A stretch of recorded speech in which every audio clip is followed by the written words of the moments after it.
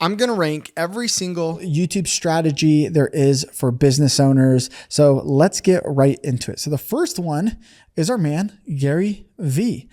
This strategy here is just documenting, literally hiring someone to film your life. I'm not talking about vlogs. We're going to get to that next. So you're not filming yourself, but literally having someone film you. So the pros of this is it's obviously super easy because you just be you and you film yourself and like you are the content. You just have someone film you working and doing things. And this is going to save you a ton of time, obviously, because you don't have to sit down and like script out videos and think about what you're going to do. It's like just film everything and then have the filmer, the editor pick out the best. Now, I've helped people do this and it can be very effective. It's reliant on your team and how good they are at pulling out those moments and how good they are at packaging those moments with a title, with a thumbnail, but it absolutely saves that business owner a ton of time. And another pro is you're just gonna be more natural on camera if you have someone filming you because you're not trying to like put it on. It's just like you're filming a documentary. And so it's gonna be easier just to be natural on camera. Another thing too is this is great if your strategy is just like produce more content. Because you're filming everything, you're going to be able to pull out, of course, long form clips. You could do vlogs. You could do short form clips. You could distribute it in a ton of different ways. Now, of course, there are a couple cons. It's going to depend on the life that you live. Gary Vee lives a very interesting life. And obviously, all day long, he's doing very cool things in his niche in the business marketing world. So he gets a lot of great content. He's speaking. He has conversations in person. Like there's a lot in his life that adds to this. So you have to consider that a little bit as well. When you're thinking about this is, are you doing things interesting enough that it's worth filming, or are the conversations, even if it's virtual, are they in your niche? Are they valuable to who you're trying to attract to your world? But another con is this is going to just cost more money. So if you're just like getting started, you're like, yeah, I already skipped past this, Nolan. I'm not going to hire a D-Rock to film me. So it's going to cost you a little bit of extra money. Also, this content can be hit or miss, and it's going to be heavily reliant on, like I said, on choosing the right moments and packaging it in a good title, a good thumbnail, and you got to lean on your team. But because of how easy this is, I think I'm going to rank it, assuming like you're even doing this, you can afford a good team. I'm going to place this in the B tier because I really think if you can do this beyond just even the YouTube strategy, there's a lot of benefits that could come from this. And I think B tier is a good place to put this one. Now, before we get to this next one, if you're just looking for like, what is the best practices for YouTube for a business owner, not just to go viral and chase views, but to actually get leads and get sales and build my authority in my niche, click the link down in the description and I have a free training just showing you exactly how to build your business on YouTube. But this next one is a vlog. And so this is, maybe you've seen Daniel, the POV building a business type vlogs. There's a ton of people doing, these kind of vlogs. And the difference here is that you're actually going to be the one filming this, setting up a camera, and like you're Casey Neistat vlogging your day. So it's different than the document Gary Vee style because you're doing it and it feels very personal because you're vlogging. Usually also in this kind of circle of what I'm explaining here, it's a little bit more like storytelling. Come on, the journey with me. And these videos are actually a little bit more storytelling, whereas the documenting can just be like documenting. The pros of this is going to build an audience that is truly there for you. These are people bought into your journey, what you're up to. They actually want to come back and see what's happening next week and follow your actual life as you document or vlog your life. And so this can be also somewhat easy. I would say as far as a pro goes, it kind of removes a little bit of like, what should I film? Because you're like, I'm just going to film what I'm doing. But I will say there are some cons to this one. So again, it's going to depend, is your life kind of worth filming? Is it interesting enough? And is it applicable to the audience you're trying to attract? Like if you filmed your life, would it even attract the right audience? You have to really consider that.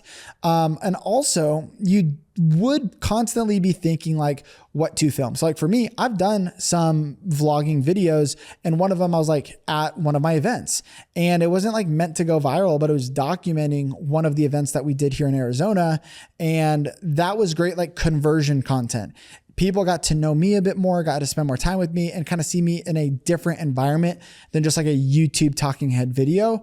And so that would be a pro to it. And I also want to just pause for a second too, because if you're watching this to maybe get ideas or brainstorm what you're going to do, you don't have to just pick one. Like you can experiment with different formats and then figure out what your audience likes and what you enjoy. So I just want to encourage you. You're not watching this to maybe pick one. You're kind of watching this to come up with some video ideas and figure out what's going to be best for you and your business. But back to the cons, these can be hit or miss because it's really going to depend on the packaging again. Like is the title and is the thumbnail really interesting enough for someone to click on it? And you're going to have to lean into that because you're literally just filming your day. You're not necessarily pre-planning what you're going to do all the time. Though you could kind of do that with a vlog, but for these reasons, I'm going to put this in the C tier. I'm going to leave D open still. This is going to go in the C tier because I think it can be easy for you to get started, but I think the effectiveness for most people, like for most business owners, like you just should not do this. There's exceptions, and I think Daniel's crushing it. So I'll just say that. This next one is like these low effort visual videos. So I'm going to talk about no editing videos here in a little bit.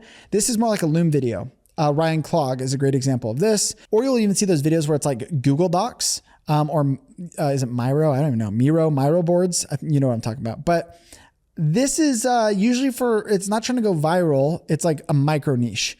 And so that's what the format is. So let's talk about the pros and cons. Pros, much easier to do because when it's a Loom video, it's just like, you don't got to really think about the lighting. You don't got to think about the perfect structure. Like you're not even having to read a script or talk to a camera. It just feels natural because it's like your webcam. And so this is it's just a lot easier to film and takes less energy for you to actually pull it off. It's this low effort type of content that is going to save you a lot of time as well, because you could just write stuff out on a Google Doc. You don't have to make it look pretty. You're just like, it's just value first. It's not trying to go viral. And I will say, people are there when they're watching these videos. They're there for the value. They're there for the insight. They're not there, just for the production or the entertainment. They're actually there to learn something, which I think is super valuable and why it works so well for these like micro niches and for some of these channels that are super specific, because like those people in these like micro niches don't care about the storytelling, so to speak, or the production value. They don't care in how you deliver it. They just want to know the information. It's a micro niche. So yeah, you don't have to edit these videos. They can be highly converting when it's just value-based for the right audience. And, Ryan, I got to meet him because he did a podcast with one of my clients, Cole Gordon, and he had a lot of good things to say about his YouTube channel, and he's taking a break from it, but like he was just sharing some of the opportunities that came from it, like getting like people literally saying they'll give them equity in their business. And he's just like, he has all these opportunities and all these people reaching out to him, like pretty quickly too, from when he started doing it. But to go to the cons, you have to have like a lot of knowledge, a lot of insight, a lot of experience in order to do this. I think a lot of us business owners will have a level of that. And it's probably just something if you think, I don't know if I have that, you probably do. You just need to change a little bit of the mindset is making you think that you don't. But I bet if we hopped on a call, I could explain where you really could bring out that insight that you do have. But that would be a con, is that you really are reliant on that information. And another thing is, because these are like so low effort, a lot of people just mess up the structure of the hooks. And so there's low average view duration. Like they're not done to the YouTube standard maybe of like best practices. I kind of hate saying that because it depends for the niche and the purpose, but often people can click in and click out really quickly, I guess is what I'm trying to say. Another con is your thumbnails here are going to be very limited because you don't want to clickbait somebody. So I forgot his name, but I'll put it on the screen. He has the coffee in the videos. And if you imagine like this video right here and this video are the same exact videos, him and Dan Martell's, but could you imagine if his thumbnail looked like a highly produced thumbnail like Dan Martell's? People would click on it and feel clickbait. They're like, what is this? But because this thumbnail is like unedited, it actually works so well because it matches the expectation. The point though is he can't get more creative with his thumbnails the way Dan Martell can, because if Dan gets a bit more creative and Sam and those guys over there working on his channel get more creative with the thumbnail, people click into that video and it's like highly produced and it can match the expectations better. So you are limited because you don't want to clickbait people. You're kind of limited to do a low quality thumbnail, but if done right with the right topic and title, it could crush, but there is a restriction in that level. The other thing here too, and this just depends on your goals, is this isn't always great capture content. And I know literally the example I just shared, it was because it got a ton of views. But if you just look overall, if you just did this consistently, you know, a lot of these videos probably won't go mega viral. Unless you're very interesting, you have very, good insights, you can speak well, all that. And so for those reasons though, I do think for business owners, especially if you're in the beginning journeys of building a YouTube channel and a personal brand, I'll caveat with that. I'm going to put this in B tier because I really think a lot of people should be like doing this over a vlog, and it's like easy to start and you can absolutely get good results. But it's not A tier, it's not S tier. It's like almost a hybrid of C tier and B tier, but we'll leave it at B for now. And I like it. I think it's good for the right person. Now this next one is like the opposite. This is viral videos in the education space, but with a mixture of entertainment. So like Noah Kagan's videos, viral videos, entertaining, and they're grand ideas, viral concepts. It's a mix of entertainment and education. So what are the pros? Well, you can absolutely, if done right, get a ton of views on this because it can appeal to such a wide audience. And also this can really build you because it could go viral no matter how many subscribers you have. It could absolutely take off, and it could build you as an authority or niche famous fairly quickly because you're getting so many views and just mass exposure. I think these are great, like top of funnel, mass awareness. These videos can be great for that. But there are a lot of cons with this for business owners, which is that Noah even just talked about this in a podcast. He doesn't think that a lot of the viewers were actually there for him. So he was like, I think a lot of the viewers they were just there for maybe the interviews he was doing or the entertainment aspect of it. And so he was like, I don't know if like it's as valuable as you would, having this audience is as valuable as you would think it is from a business owner perspective. And I thought that was really interesting. Now, if you are just like Mr. Beast level, of course you can launch a chocolate bar company and have it just be massive but like for us business owners, that's like, we're not doing that. We're not trying to do that. Another con of this too is you're not gonna be able to post as much. You're gonna spend a lot of time, a lot of money, a lot of effort making these videos, and they still might not do well. You still might miss. And so, you got to commit to this in the long game here if you're going to try this, because it's also not super sustainable. Like Noah stopped doing it. He quit because it was a lot. And that's something a lot of people ignore when they're making content, is they're trying to just do like the most optimal thing.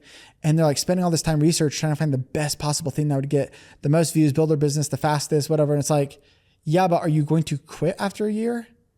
Then let's think about this. So for those reasons, I got to say for business owners, I'm putting this one in D tier because I think 99.9% of you watching this should not try and do that for your YouTube strategy. Battle me in the comments. I don't even care. All right. This next one is going live. A good example here is like Pat Flynn, he'll go live, or vidIQ. There's different channels that will just do these live streams on YouTube. Now, as I talk about the pros and cons, this is kind of, assuming like this is your main strategy. Like I just want to go live. I don't really want to post videos. There's some pros to it. The pros is that's going to save you a ton of time. You don't need an editor. And now with technology and softwares like StreamYard or other live streaming platforms, it's actually really easy to go live and to set up and like to even make it cool. You know, it's really easy. So save a ton of time. You don't need an editor. So it's low budget. This is honestly great conversion content. If you go live and people are spending not only a lot of time with you, but they're live with you, interacting with you, and you're interacting with them. It's not as powerful as in person, but it is powerful for that connection. I think Mr. Beast shared this story. I'm not totally sure, but they were at this creator event, soccer arena, and there was TikTokers that came out and the crowd wasn't that loud. And then the YouTubers came out, the crowd was a little bit louder, but then the live streamers came out and they were like so much louder. And it was like, and I think actually it was Alex Hormozy talking about this, and maybe Mr. Beast shared it with Alex Hormozy. One of them shared it, and their point was like, there's massive connection with these live streamers. And so you should know that if you're going to do that, it's going to be great conversion content. The con is it's not always going to be the best capture content that goes viral, because you have to be really good live. You have to talk good in front of the camera because you're not editing anything out. And you have to nail the presentation. You have to nail your intro and your hook for the replay. When I was at Think Media, Sean does a great job going live. And so some of his live streams afterwards, the shelf life, they kept getting views after the live stream, but that doesn't happen for everybody. But it happened for him because like great title, great thumbnail, and then he just crushes it live. And he has slides and everything. And so it's almost like for him, it was perfect. But a lot of people can't pull that off because they need to cut some stuff out or re-edit stuff later to make it kind of a better viewing experience to hold retention. So for that reason, I'm going to say if you're only going to do live streams, I'm going to put it D tier. I'm going to put it D tier if you're like only going to do live streams. If it's a part of your strategy, then it depends what the other strategies are. But for the purpose of this, I'm going to leave it D tier if it's your only way to do it. Because the reason it goes in D tier is this. Awesome that you can convert people on a live stream, right? Conversion content, great.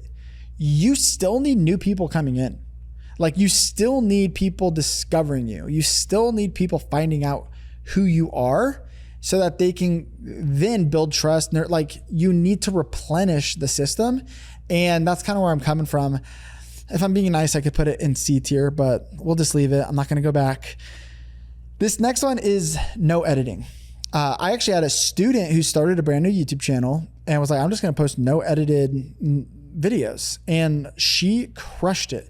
So this is like talking head videos, low edit or no edit, and not really visual. Like it's not Loom, not Miro. It's just like kind of feels like a podcasty, but it's not a podcast. It's just pull out your phone and like film stuff. And that's what it is. The pros, I'm going to save you a ton of time. You don't need good gear. You can film on your phone. You don't even need an editor, and you can get a lot of at-bats. Like we're playing baseball, and the more at-bats you get, the more times you're going to get on base.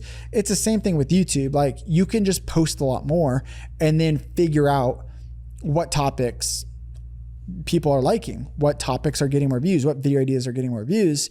And so you still can get a lot of views with this, but it's going to be a little bit harder. And it's going to be based on your packaging, your speaking.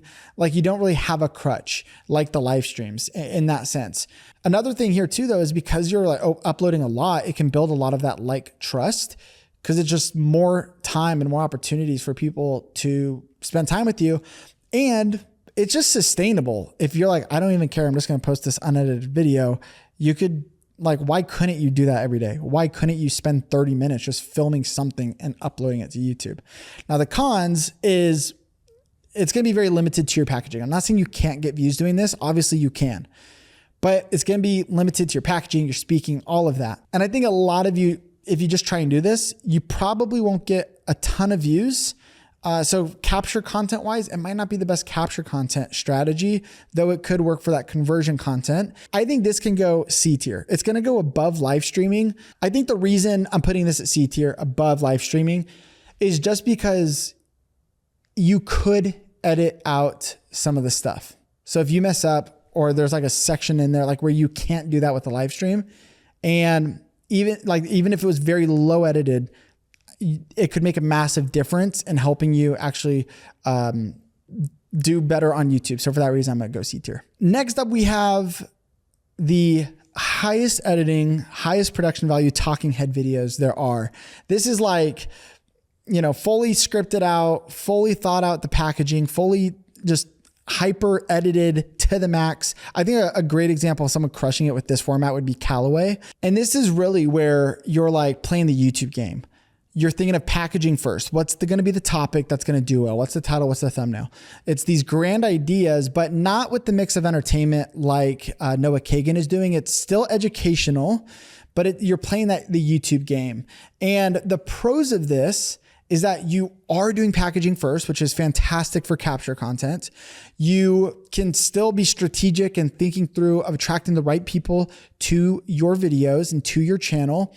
And you get to be really creative with your thumbnails. You're not limited as to what you could pull off. And when done right, you can get a ton of views through this capture content to build you as the authority, to make you niche famous. And depending on the niche, I think having like a solid editing team or editor, whatever you're using, it can help increase the average view duration of your videos by taking out mistakes, adding in visuals. And so it'll kind of save you a little bit of time, because if you send it to a good editor, they're going to make it visual. They're going to make it better. They're going to make it easier to follow along. And that is honestly a game changer if you can find that right editor to do that for you. And I do think there are some cons though. Like, this does take a lot of time, not maybe as much time necessarily as the Noah Kagan when you're trying to mix the entertainment style of it, but it takes a lot of time to do the packaging, to figure out the scripting, to do the editing at that level. It's a lot of time, a lot of effort, a lot of money. And you got to find like the right people to help you do that. You're not going to post as much, doing this probably. Maybe like once a week would be for most people, like their max if they're doing it at this level. And, it can be discouraging if you put in a ton of effort, money, and time trying to do it this way, and you don't see the return of investment right away. So with it being more expensive and time consuming, still very powerful for capture content and conversion content. But I'm going to put it at A tier, not S tier. I have something coming up for S tier. I really think A tier is a great place to put this, because if you know what you're doing, you know your audience, and you're able to put in that time, effort, money into this to help make it great as it should be with this kind of a format, then it can work really well for that capture and conversion content. So for that reason, A tier, but still not S tier yet.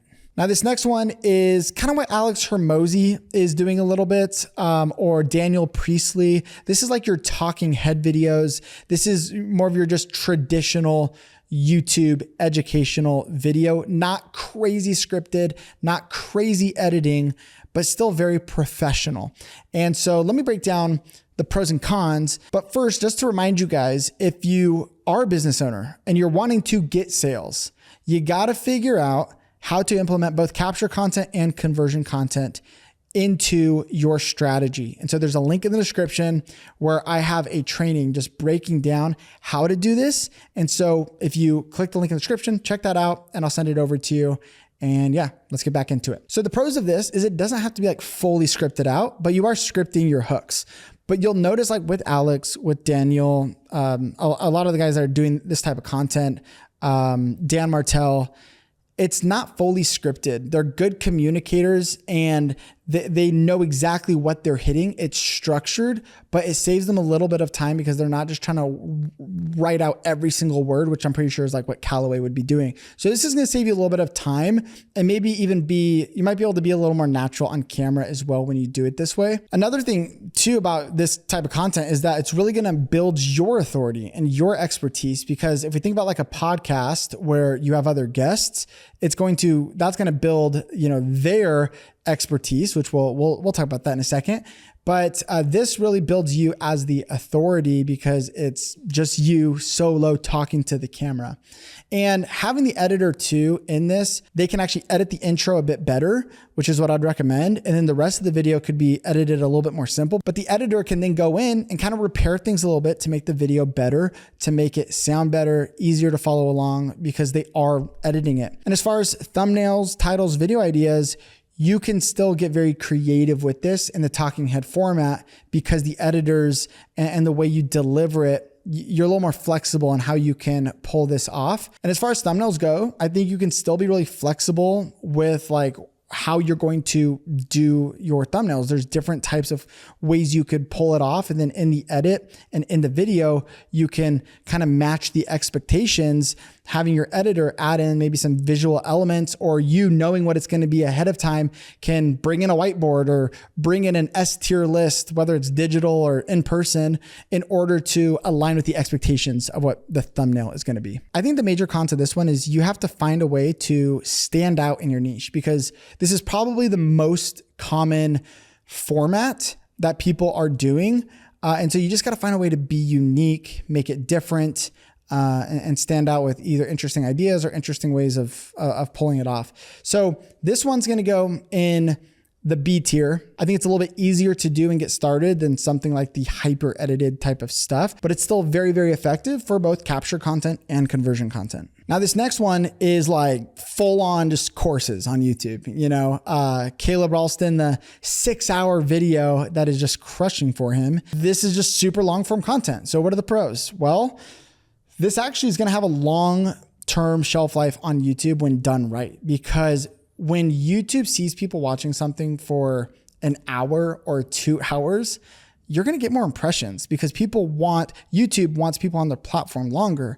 And when people enjoy it for that long, it builds massive trust and it adds to that tank that you're trying to fill of getting time spent with you. So from a business perspective, you're building trust, connection, you're giving a ton of value away.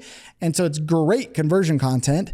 And if done right, it could be great capture content as well. And it's going to build your authority. It's going to build your expertise. On the flip side, this takes a ton of time. Like, they're long videos. And if you want to make them good, then it's like making 10 videos for the sake of one video. It takes a lot of effort, takes a lot of time. So you're probably not going to post as much. And the other con too is like, if people learn to love the 2, 3, 4 hour things that you do, or the free courses you're giving out or whatever on your channel, and then you post like a 5-minute long video, it might not perform as well because they're like, I just want the really in-depth stuff. And so you have to kind of consider what you're setting up for expectations for your audience if you're going to do that. And just do that all the time. I also think it really depends on your niche, because some people just aren't going to want the 4-hour version of your video. They might want the condensed 10-minute version of it. All that being said, I think it's effective. I think there's better ways to do it. And I think for most people, they shouldn't try and do that. It's like if they miss, they wasted a ton of time and effort. I'm going to go C tier on this one. I think Caleb's doing it the right way. Like, obviously it's not C. I'm not saying he's C tier at all, but that's to my point. He has credibility, experience. He can pull it off. I think most people can't do it the way he's doing it. And so for most people, it's going to be a C tier strategy. Let's talk about the good old podcast, the YouTube podcast. What is it? You already know. It's a podcast, usually though with guests. Now in this case, I'm going to say, let's assume like 50% of the time there's a guest on. That's kind of what I'm saying with this strategy, because solo podcasts you could almost view as a different whole strategy. So a great example of this would be Omar. Him and if you're watching this, you didn't know him and I used to work at Think Media together. Some of you are going to know that, and you're just an OG. Here's the thing with the podcast though, and the pros and the cons. The pros, especially when having a guest, is like you literally could just have some like thoughts on where you want to take it, but you can't plan it out. And so you can't script it out. It's going to save you a ton of time. They're fun to film. They're fun to have those conversations. They're easy to film because it's just conversation. And on top of that, these are going to be great for clipping, for repurposing long form clips, short form clips, even turning into newsletters. Like there's all sorts of different stuff that you could repurpose a podcast content. And as far as like, it's easy to do. You don't have to do it in person as well. Like you could absolutely, there's people getting a ton of views just Riverside on their webcam. And it doesn't need to be super high production value because people are watching their TV. They're listening, as they're working, they're driving and they're listening to it audibly. So it doesn't need to be edited super heavily. You could just edit the intro and the hook and the trailer to hook people in. And then the rest of it is just like going back and forth between two people. That's it. So more simple than a traditional YouTube video in that sense. And then also just depending on the guest that you have on, there's now this collab feature on YouTube. So you get to collab with them and it's almost like speaking on their stage. Like imagine if the person was having an event with all of their followers, with all of their subscribers, and they wanted you to speak on their stage. Now, when you invite them onto your place and they do that collab feature on YouTube, it's like you're getting a chance to just step on stage in front of their audience in the same way that they're getting to step on your stage in front of your audience. And so I think this is great for like top of funnel capture content as well. It might not be, going into the cons, the best conversion content because it could be building, when you do guests, it could just be building their expertise, their authority, and not building up your expertise because you're not just going to invite someone onto your podcast and like interrupt them the whole time. The other thing too is if you really want to have amazing guests, you're going to need connections. Not everyone's going to say yes to you if you just reach out to them. So this is like an unfair advantage for Cole that we've been able to like have Dan Coe, Ryan Clogg. We have some really cool, incredible podcast guests coming up over this next year that I'm excited about. But like a lot of people don't have his network. A lot of people don't have his connections. And so you got to think about like, is this something I could do and bring on the right types of guests as well. Another thing too is just figuring out like, do I want to do this in person? Do I want to do it virtual? Some people like don't like the idea of doing a virtual podcast. They just think it will do better if it's in person. I mean, look at My First Million is what I would say. Like they do it virtually and it crushes. It's great. Of course, like Omar crushes it with the in-person podcast. And I think that's like ideal. I think that's ideal, but not everyone can do it. I don't think you have to do that. It also can be hard sometimes to do packaging because you don't know where the conversation is going to go. And so like for me with Cole stuff, I'll have to like figure out, here's what the podcast is about, and then reverse engineer a good title, a good thumbnail to make it work. And then the other thing is you really just got to be intentional too, to do like some solo episodes and try to have a 50-50 split where like you're actually building your expertise, sharing your insights to your audience and not just solely relying on other people.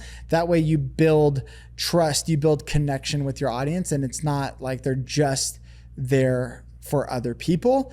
But I would say as far as podcasts go, because if done correctly, it's going to go A tier. Capture content with the right guests.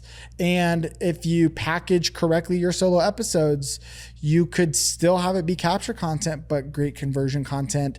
The length of it is going to have people spending a lot of time with you. And so this is up there, A tier. Now this last one is S tier, and it's a brand new format strategy that I've been thinking a lot about. People are kind of doing it in different ways on YouTube right now, but people aren't talking about this. And so I just filmed a whole video breaking down what this even is. And if you click on the screen, check out that video, you'll see exactly what it is and how to do it effectively to grow your brand and business this year. All right, see you over there. Peace out.